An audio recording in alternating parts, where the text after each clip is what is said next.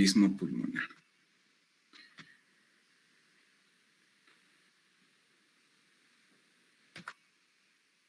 Bueno, vamos a tocar el tema desde un punto de vista bastante didáctico, como siempre les he dicho.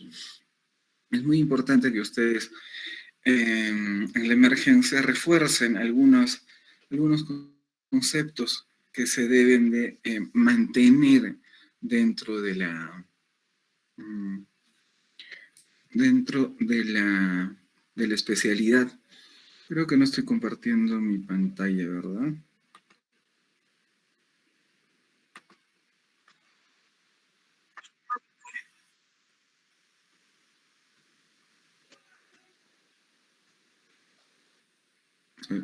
¿Dónde está?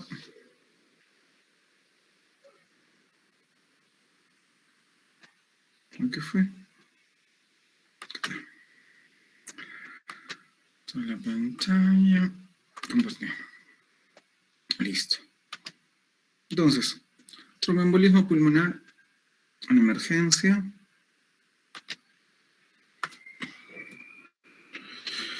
Entonces, como siempre hemos dicho, primero algunos conceptos que son bastante sencillos, pero que son buenos de recordar, porque en algún momento les van a preguntar cómo es o qué es o cómo se produce una embolia pulmonar o un tromboembolismo pulmonar.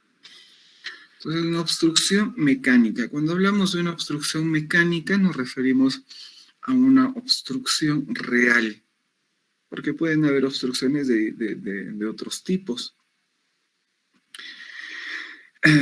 Esta obstrucción mecánica se produce en la arteria pulmonar. Esa también es una pregunta de examen. ¿Es en la arteria o en la vena? En la arteria pulmonar o en una de sus ramas. La obstrucción habitualmente está causada por un trombo, pero puede ser grasa, aire o un tumor.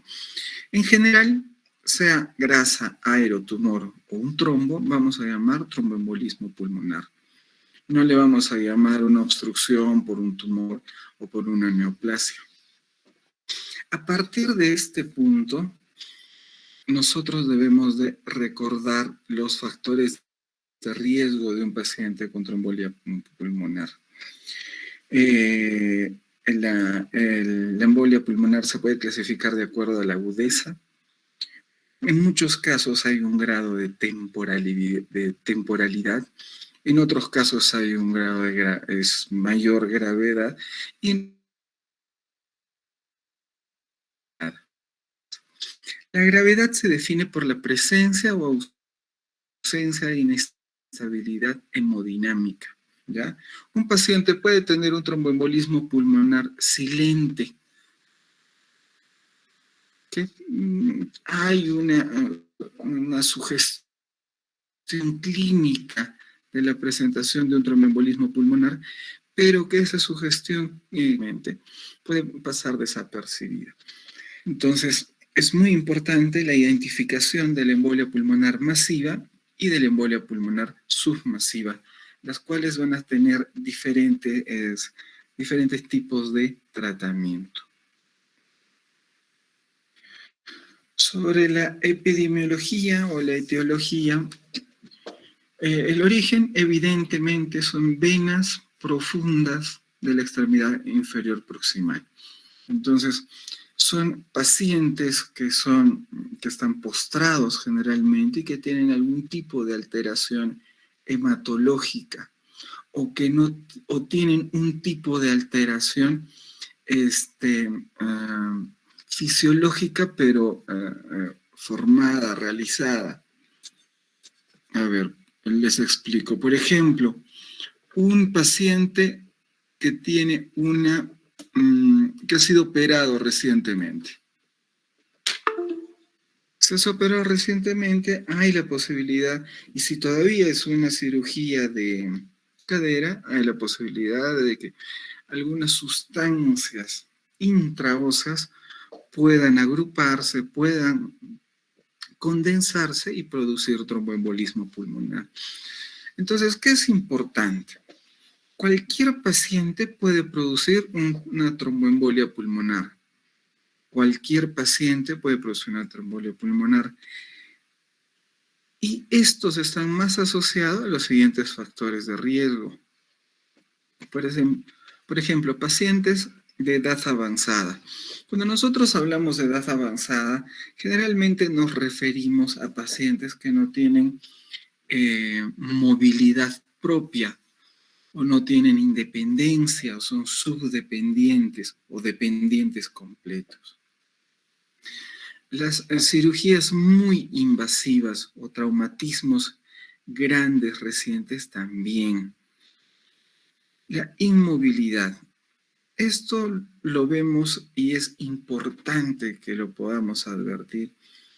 Lamentablemente habíamos dicho que originalmente un paciente en observación de urgencia solo podía pasar entre unas 24, máximo 48 horas en observación y después ya se establecía el destino. En estos casos o en algunos casos hay pacientes que están por más de 72 horas y son lábiles, o es un factor de riesgo importante para presentar una embolia pulmonar. Viajes en pacientes obesos de más de 6 horas también puede producir. Entonces, si recibimos un paciente obeso, dislipidémico, que ha hecho un viaje de 6 horas y se le ha hinchado las piernas y ha empezado con un estrés respiratorio, posiblemente estemos dentro de este grupo. Las neoplasias, todo paciente con neoplasia tiene que recibir anticoagulación, todos. Aquellos pacientes que han sido sometidos a sondas o catéteres permanentes de un tiempo prolongado, de igual, la misma manera. El embarazo aumenta el riesgo en cada trimestre. El embolismo pulmonar es bastante frecuente en gestantes, sobre todo si son obesas. Los anticonceptivos orales que contienen estrógenos son factores también de riesgo. El anticoagulante lúpico, el factor B de Leiden, etcétera, y otras cosas que son menos comunes.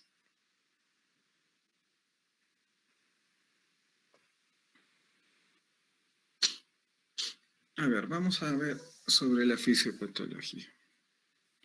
Se produce un émbolo en la trombosis venosa profunda hasta un 80%.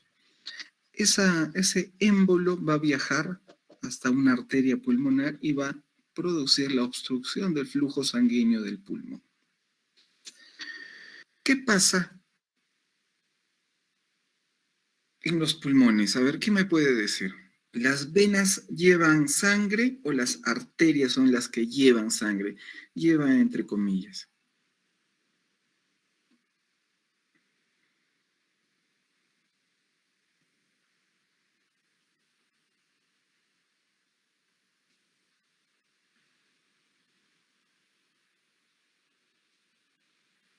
A ver, ¿quién me responde?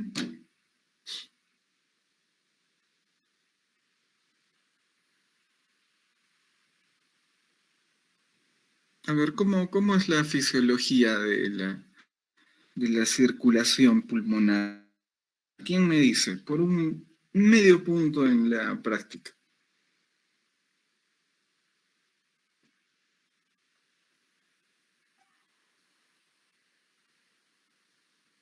¿Nadie, chicos? ¿Están ahí, Mariluz, o se han apagado? Sí estamos, doctor. ¿Y cómo es? A ver, tú dime, ¿cómo es la fisiopatología o la fisiología de la circulación pulmonar?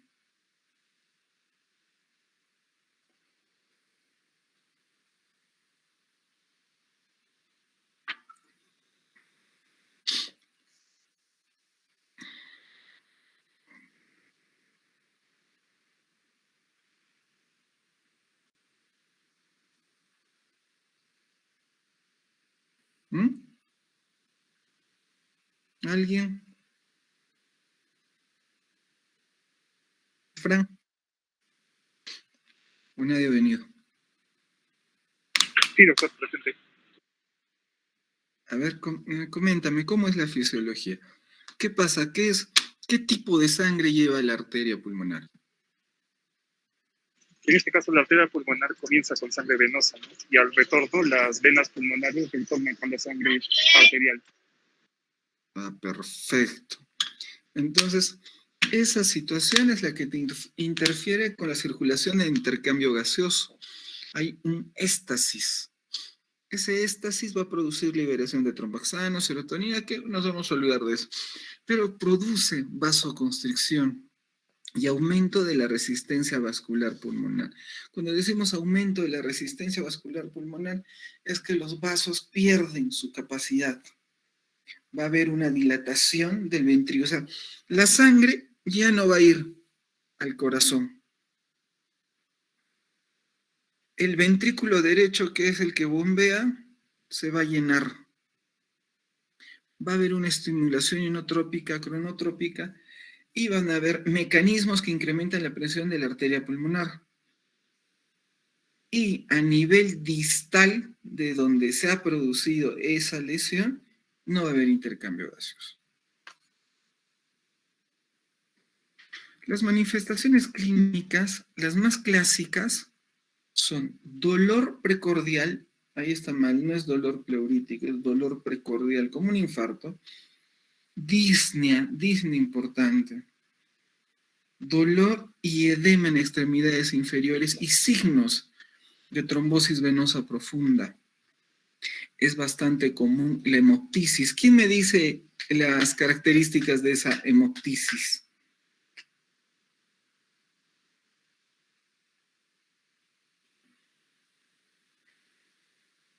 Porque no es una hemoptisis normal.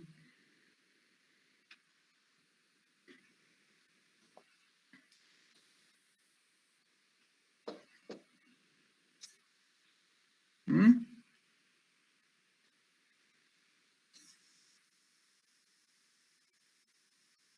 Característica.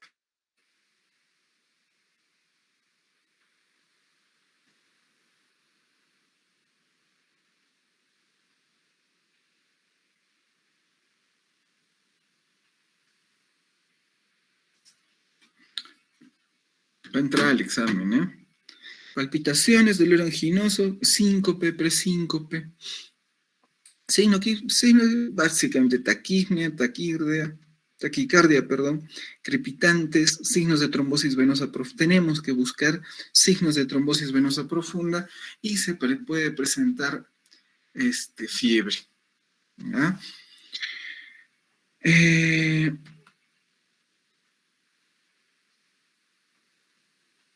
Los tromboembolismos pulmonares básicamente son, podríamos decirlo, infartos pulmonares, para que más o menos se entienda. ¿Ok? Diagnósticos de sospecha. No es sencillo hacer el diagnóstico de un tromboembolismo pulmonar. Entonces, la sospecha clínica va cuando un paciente con factores de riesgo presenta disnea súbita.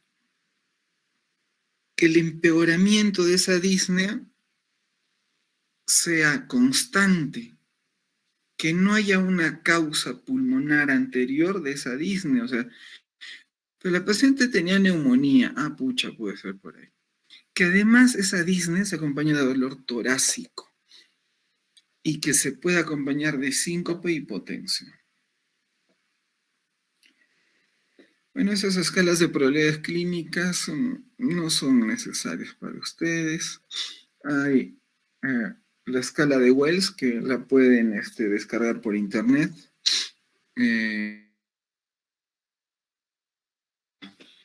Completamente importante que en este momento ustedes lo sepan, pero la escala de Wells es una escala que nos permite predecir un tromboembolismo pulmonar. Entonces, antecedentes de PEP, de tromboembolismo pulmonar, trombosis venoso profundo, vamos a usar la simplifica, 1 punto. Frecuencia cardíaca mayor de 100, 1 punto. Cirugía o inmovilización el último mes, 1 punto. Hemoptisis, 1 punto. Cáncer, 1 punto. Signos de trombosis venosa profunda, un punto. Otro diagnóstico alternativo, un punto. Entonces, poco probable es la simplificada 0, 1, 2. T probable 0 punto. Como se dan cuenta, el rango de esta escala de Wells es bastante grande y se puede confundir de múltiples maneras, pero sí, lo que sí es importante es que nos ayuda a identificar si un paciente tiene un tromboembolismo pulmonar, pero no es tan específica. La escala de Gini está sufriendo fiebre, es muy similar a la escala de Wells. Igual ustedes lo pueden descargar. Está para ver cómo va. ¿Qué sería lo importante acá? Que a diferencia de la escala de Wells, ya nos dice que que es importante el antecedente de una cirugía o fractura dentro del mes reciente.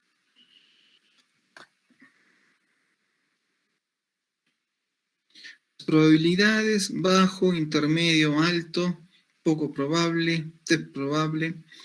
Evidentemente un T probable es cuando los valores son altos. Son altos. Chicos, me esperan un segundo, por favor. Espérense. ¿Dónde estás?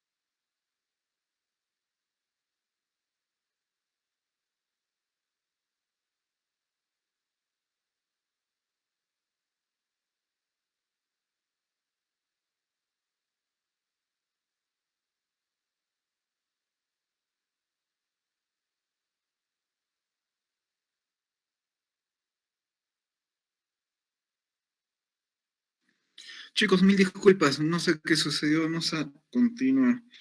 Solo fui a abrigarme. Hace frío, ¿no? No tiene... Estamos fregados. Ya. Entonces nos quedamos en el diagnóstico, ¿correcto?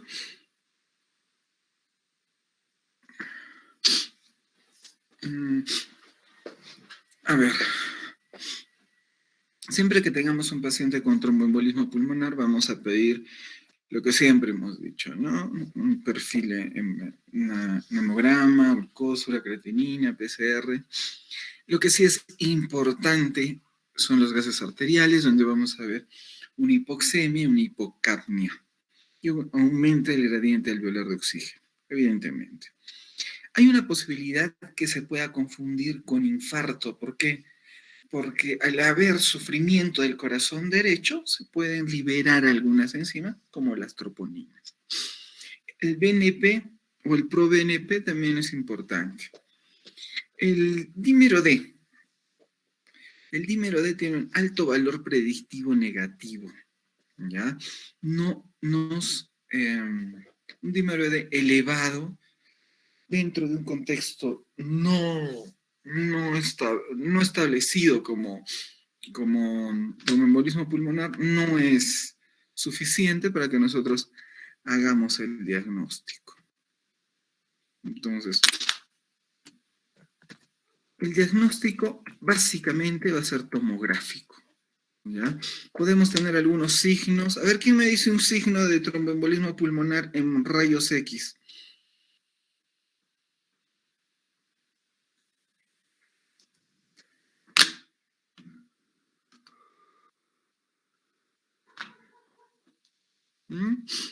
En mis tiempos le decían el signo de la joroba, pero muy poco eficaz, no sé, no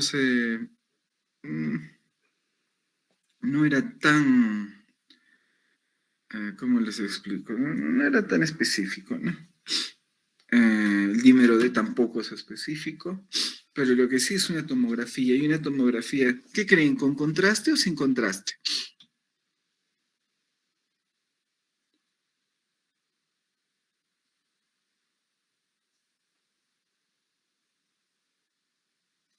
Chicos.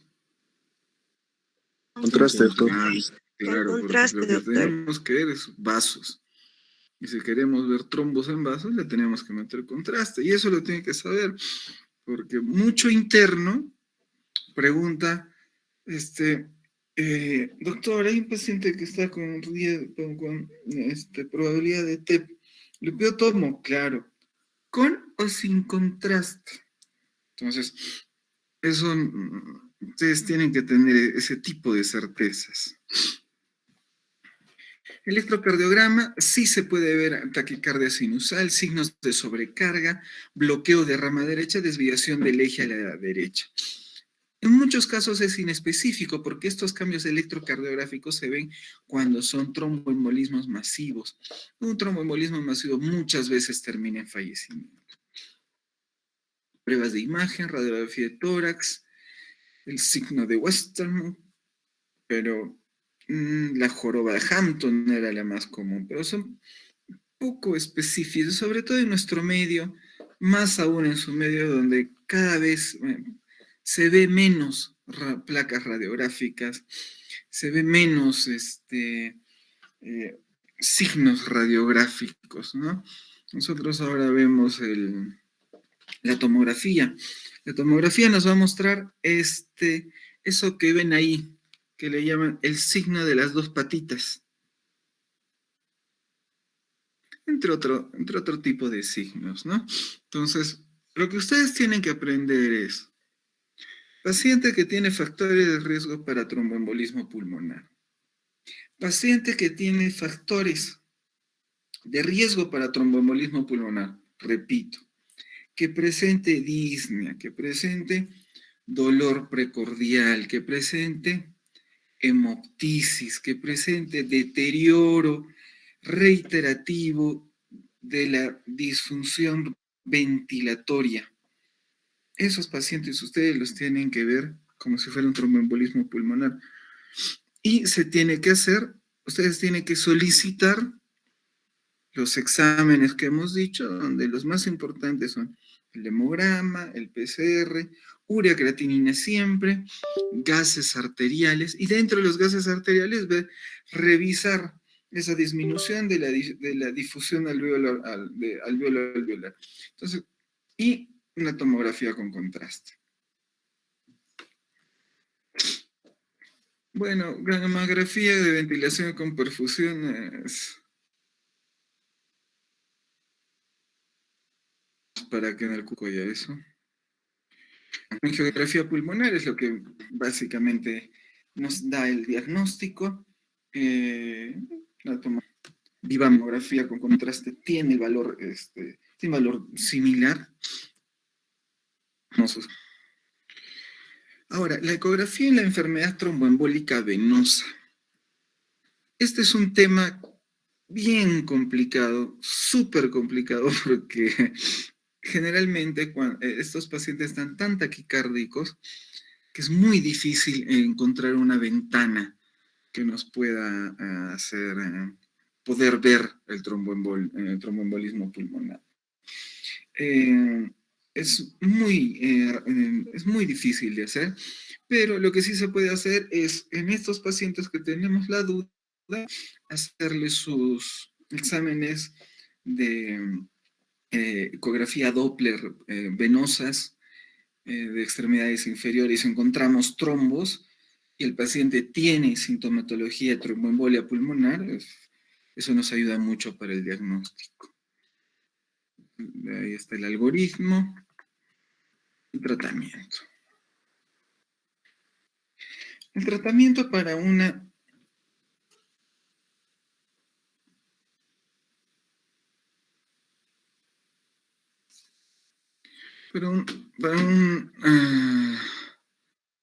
tromboembolia pulmonar va a depender si está estable o no está estable.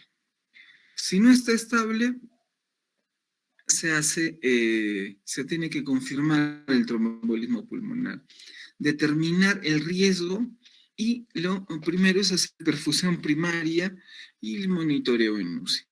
La reperfusión primaria es muy similar al que se hace en el infarto del miocardio. Es una reperfusión primaria que se hace en guías de reperfusión. No tenemos guías de reperfusión. Si está estable, se hace el diagnóstico, se tiene que confirmar el tromboembolismo pulmonar. Miren, todo esto, a ustedes lo único que les debe importar es, llega un paciente con tromboembolismo pulmonar, tiene que pasar a shock trauma. El shock trauma va a ser incluso trombolizado como si se tratara de un stroke o de un infarto agudo de miocardio. Si ustedes tienen pacientes que les llegan con factores de riesgo, sintomatología sugestiva y ecografías relacionadas a trombosis venosa profunda de extremidades inferiores, tienen que pasarlo a shock trauma para que se hagan los estudios, o incluso ustedes mismos pedir la tomografía con contraste y el radiólogo va a determinar, no, si es un tromboembolismo pulmonar, que pase a UCI y ya verán lo que hace. Esa es más o menos la tarea que ustedes van a tener como internos. La tarea que van a tener ustedes como serumistas va a ser en qué momento derivar un paciente con sugerente o sugestivo de tromboembolia pulmonar. Entonces, nuevamente, revisar los factores de riesgo, encontrar algún síntoma que sea relativo. Si quiere puede usar su escala Wells, no hay ningún problema. Y sobre todo que haya la alta posibilidad de que tenga una trombosis venosa profunda de extremidades inferiores. Ahora, pacientes que, a pesar que no tengan eso, pero son grandes obesos, que tienen neoplasias, se tiene que sospechar, se tienen que derivar.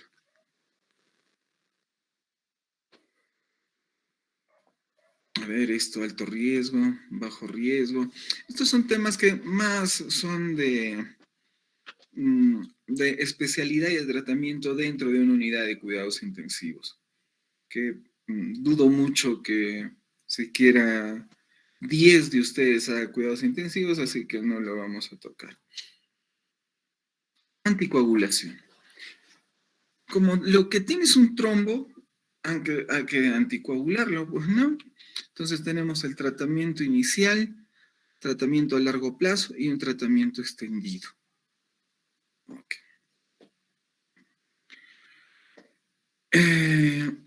Ustedes básicamente tienen que saber que si tienen un paciente con trombosis venosa profunda, no estamos hablando de tromboembolia pulmonar, ustedes no van a poder tratar un paciente con tromboembolia pulmonar, pero sí pueden tratar un paciente con trombosis venosa profunda hasta que se descarte que es una trombosis, una tromboembolia pulmonar, porque el tratamiento inicial es similar. Lo que primero van a hacer es, bueno, ojalá que tengan en sus centros o en los hospitales donde trabaja, enoxaparina, que es heparina de bajo peso molecular. Si nosotros tenemos el diagnóstico de un paciente con trombosis venosa profunda, la primera idea es inicio de heparina de bajo peso molecular a una dosis de 1 miligramo por kilo, como dosis máxima sería 80. Pero doctor, el paciente pesa 120, ¿no? La dosis más allá de 80 no le sirve. Ah, muy bien, doctor. ¿Y eso por cuánto tiempo? Por 5 días. Y luego eso pasa a heparina sódica. ¿Y eso quién lo hace? El cardiólogo. Entonces, de acá, pues, me imagino que solamente habrán 5 o 6 cardiólogos. Entonces, lo único que quiero y les repito es que sepan lo que tienen que hacer. Doctor, pero estoy en Guaypetue y justo tiene todos los signos de una trombosis venosa profunda. ¿Qué es lo que hago? Lo que te acabo de decir, le inicias enoxaparina a dosis de 1 miligramo por kilo cada 12 horas y lo refieres. Punto. Se acabó. ¿Ok? La heparina, bueno, la heparina no fraccionada, la heparina fraccionada, se ha visto que tiene sus pros, sus contras, tiene todavía estudios a favor, estudios en contra. Esta es la más importante, la que más se usa y es la más segura. La heparina de bajo peso molecular, ojo, únicamente se usa en manera subcutánea, es la enoxaparina. Entonces, 1 miligramo de kilo cada 12 horas, es 1 miligramo de kilo cada 12 horas. Si es que el paciente tiene problemas renales, se tiene que hacer un ajuste, ¿ya? Eso no se olvide. Un paciente con problema renal que tenga una trombosis venosa profunda se tiene que hacer un ajuste. Ajá.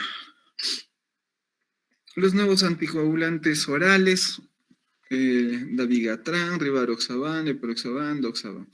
De estos, el más conocido es el rivaroxaban, que se ha visto que es regularmente seguro, pero que sus estudios también son sesgados,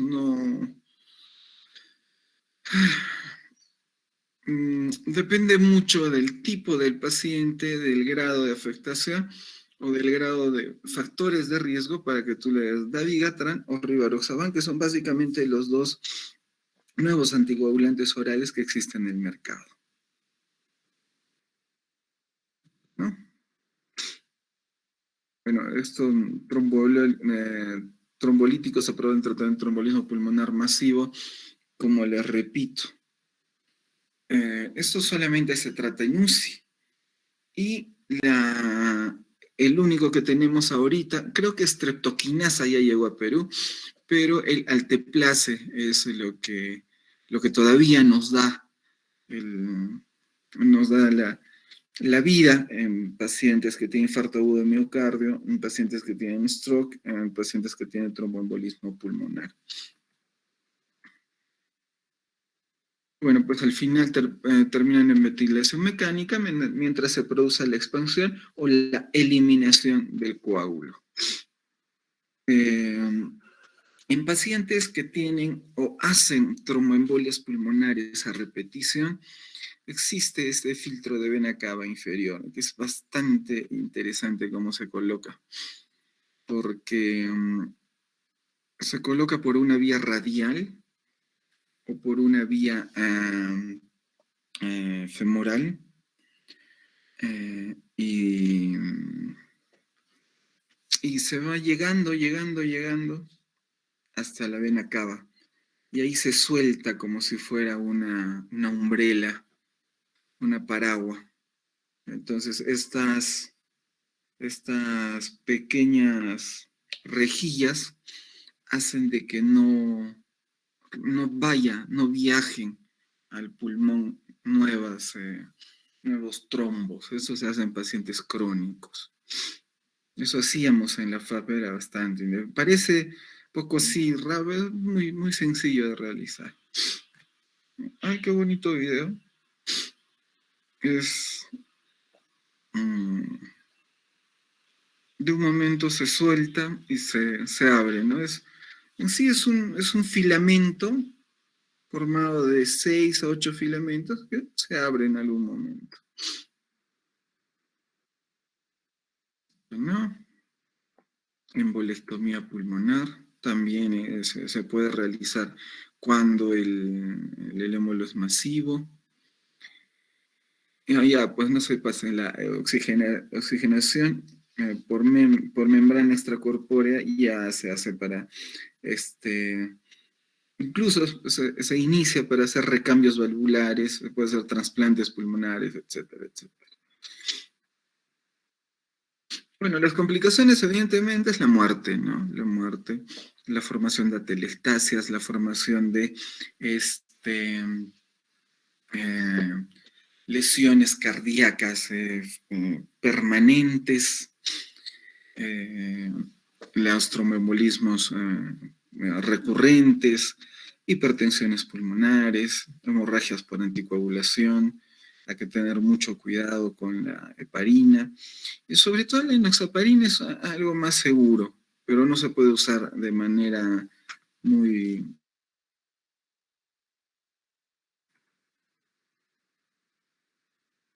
Sí, eso sería todo, mis amigos. ¿Alguna duda sobre tromboembolia pulmonar?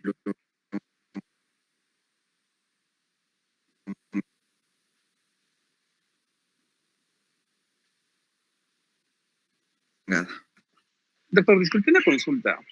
Sí. Con respecto al nivel de la auscultación, ¿tendríamos algún sonido característico? Tal vez que nos haga sospechar de un TEP. Se habla de un cuarto ruido cardíaco, pero debes de tener mucha experiencia para hacer eso. Listo, doctor, muchas gracias.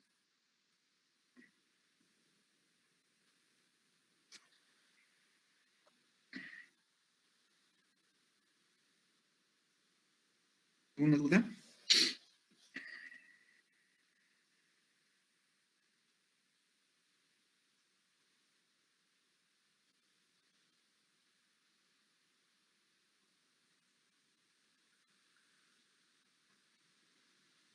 ¿Algo más?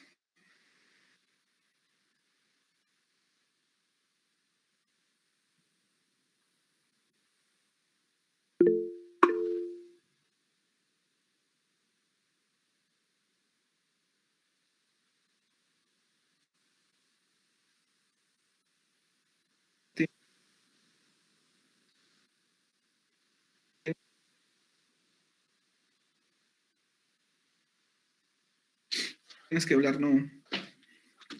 Ya, sigamos entonces al próximo tema. ¿Dónde está? ¿Dónde está?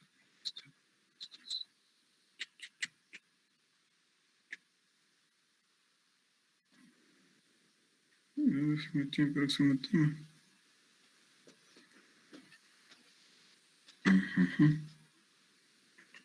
¿Qué? No. ¿Qué? Ahora, chicos, nos desconectamos un rato para verla.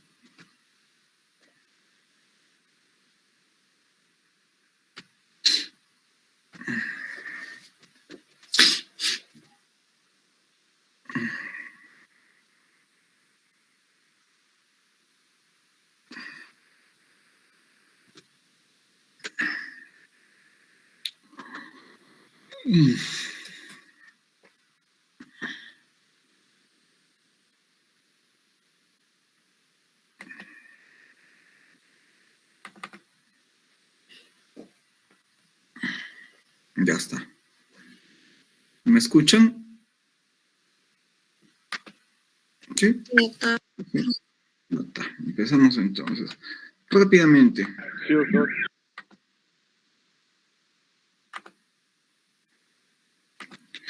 Dolor abdominal agudo. Pucha, qué frío, qué ganas de tomarse un café, ¿no? ¿Hacemos un break para tomar un café, chicos? sí, doctor. Sí, ¿no? Sí, doctor. Un break, doctor. Sí, 5 doctor. minutitos de break.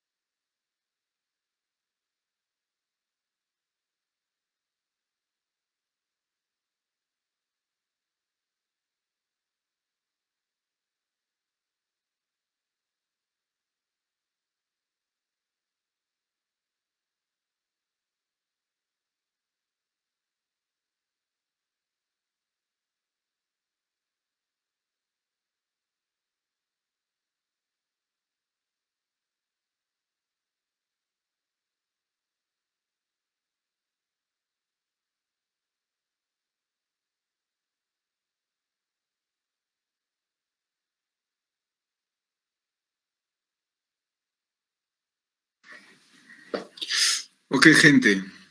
Ya estamos. Escuchar enfriar. Esperar que enfríe el agua. La- ¿Están ahí? Sí, doctor. Sí, doctor. Sí, doctor. Que me mate también hasta que se... Están abrigados, ¿no?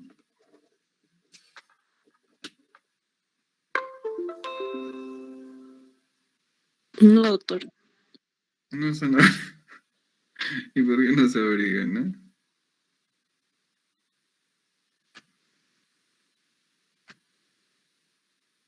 Ya, arrancamos. Rapidísimo. Che, qué frío, macho. Debe ser la edad ya. No tengo ni un perro que me ladre para que me dé un vasito de agua. Ya está. Dolor abdominal agudo o síndrome de dolor abdominal. Eso es un síndrome básicamente que se ve mucho en la emergencia y se tiene que enfocar desde diferentes puntos de vista. Como vamos a ver más adelante, el síndrome de dolor abdominal puede ser una dispepsia, puede ser una apendicitis aguda, puede ser un vólvulo de sigmoides, puede ser un infarto agudo de miocardio, puede ser una pancreatitis, etcétera, etcétera. Entonces, la clasificación nos va a dar algunos datos sobre hacia dónde tenemos que apuntar. Un dolor agudo, un dolor súbito, urgente, que evoluciona con rapidez, acompañado con síntomas generales. Esto es importante. Un síndrome dispéptico. ¿Sí saben qué es dispepsia, no, chicos? ¿Chicos? Ah, madre, nunca responden ustedes. Sí, doctor. Ya. Diferenciar si son de causas quirúrgicas. Más, lo más importante de un síndrome doloroso abdominal es descartar que no sea un infarto o no sea una causa quirúrgica. Nada más, lo demás es secundario. Los dolores crónicos, que me duele el abdomen, ayer me ha dolido, pucha, hace una semana también me dolió igualito, y hace 3 días también, es poco específico, ¿no? De larga data, que no tiene importancia. Entonces, los dolores agudos, súbitos, que evolucionan, que empeoran, que se acompañan de síntomas generales como fiebre, vómitos, diarrea, malestar, etcétera. Y siempre diferenciar que sean o existan causas quirúrgicas. A ver, los mecanismos de producción, si son inflamatorios, inflamación del peritoneo parietal, este va a ser característico porque se presenta de manera sorda, constante y es muy localizado. Este se modifica con los movimientos y maniobras de Valsalva. Este tipo de dolor parietal o inflamación parietal es ese tipo de dolor donde el paciente no se mueve, está en una sola posición. Acá tenemos las apendicitis, peritonitis, pancreatitis, diverticulitis. ¿Y ustedes creen que este paciente grita de dolor?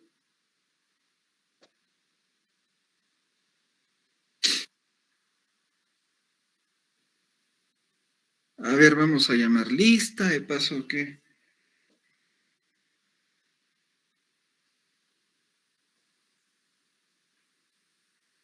¿Mm?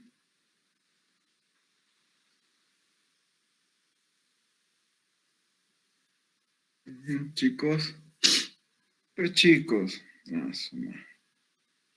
No, doctor.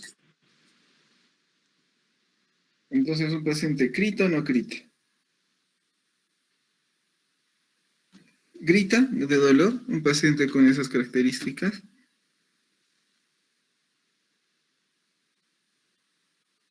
No, no grita pues porque cualquier movimiento que da el peritoneo, que está inflamado, que está irritado, le va a producir gran dolor. El obstructivo generalmente es intermitente porque generalmente es primero suboclusivo, después subobstructivo. Constantemente cuando hay dilatación de la víscera, localización difusa. Perforativo, úlcera perforada, neoplasia, colecistitis perforada. Bueno, esas sí son bastante dolorosas, pero es muy difícil que lleguen hasta ese estado porque son diagnosticadas antes. Vascular. Esto es muy importante porque son los aneurismas, son los accidentes vasculares de los vasos mesentéricos, estos sí producen un gran dolor.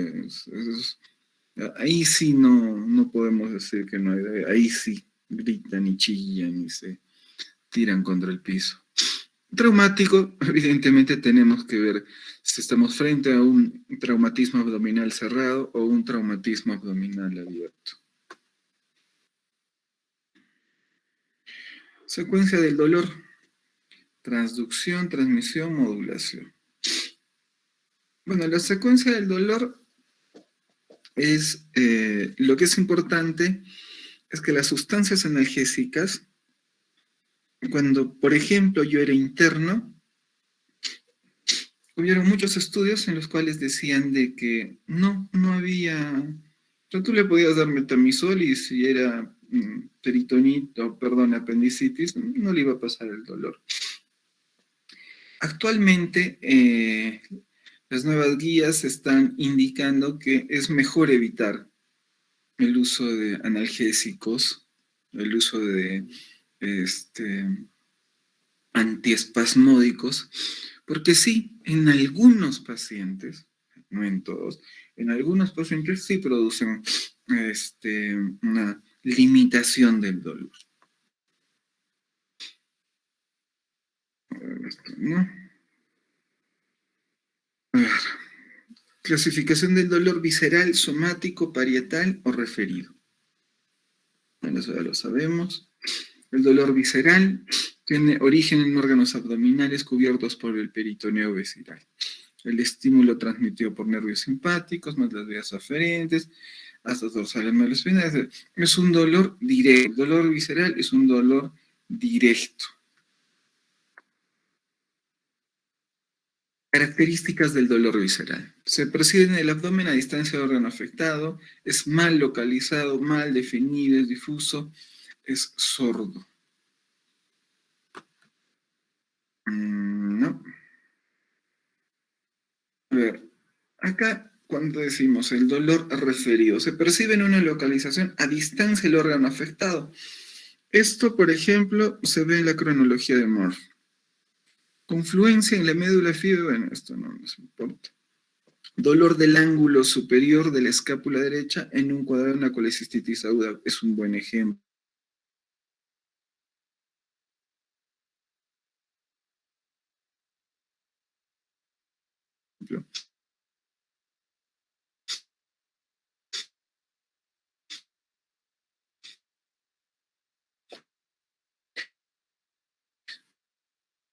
Dolor. Vamos a ver la exploración física. Estos son los cuadrantes clásicos, los cuadrantes que no debemos olvidar, pero que los cuadrantes no son completamente absolutos. En el hipocondrio derecho vamos a buscar patología biliar, pleuropulmonar derecha, eso es bastante común. Abscesos hepáticos, úlcera duodenal, pielonefritis aguda, cardiopatía isquémica. Okay. En la fosa ilíaca derecha, lo primero es apendicitis aguda. Luego, migración litiásica. Luego, adenitis mesentérica. No nos olvidemos que ese es un término que ya se está poniendo de moda, porque muchos supuestos apéndices que son adenitis mesentéricas. Patologías anexiales, abscesos de adenitis, etc. En el hipogastrio, nuevamente apendicitis, que es importante, patología ginecológica, patología renureterologésica, etc. Fosa ilíaca derecha, en primer lugar, diverticulitis, ¿no?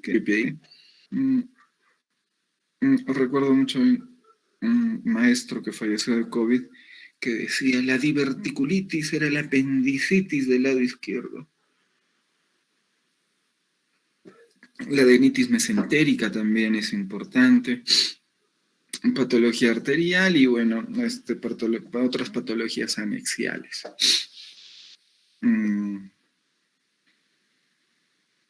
Bueno, no vamos a darle más vueltas a la exploración abdominal o a la inspección.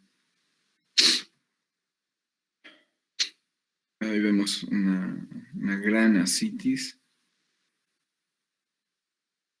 Los puntos, la maniobra de Blumberg. Es Blumberg. El signo del psoas. Y el punto de McBurney. A ver, vamos a seguir, después vamos a comentar. El signo de Murphy. A ver, ¿quién me dice para qué es el signo de Murphy?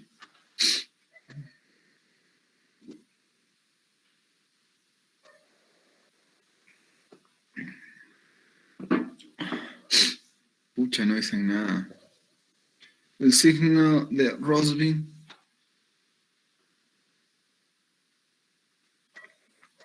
Signo de Corbusier-Terrier. Nada, chicos. Bueno, pero esto es semiología, ¿no? Apendicitis, doctor. ¿Qué? Apendicitis.